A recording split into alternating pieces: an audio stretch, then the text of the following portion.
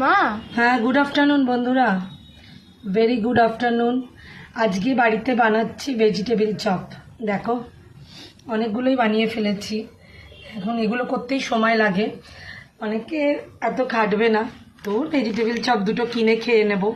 কিন্তু আমার খুব খেতে ভালো লাগে ভেজিটেবিল চপ, খুব ভালোবাসি খেতে। আর বাড়িতে বানিয়ে বানিয়ে একটু ফ্রিজে রেখেও দেব। একদিনে তো এতগুলো চপ কেউ খাবে না, কারোর বাড়িতেই খাবে না।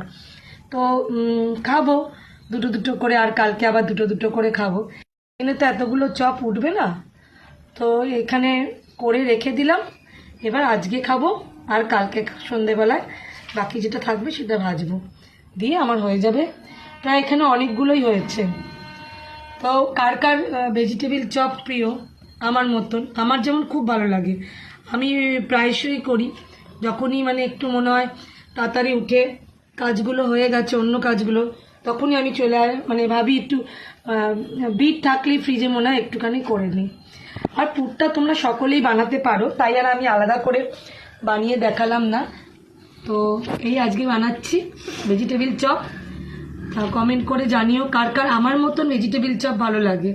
এখন এতগুলো বাকি আছে, এগুলোকে এবার সেরে নিয়ে তারপরে ফ্রিজে ঢুকিয়ে রেখে দেবো কাল আর আজকে বিকেল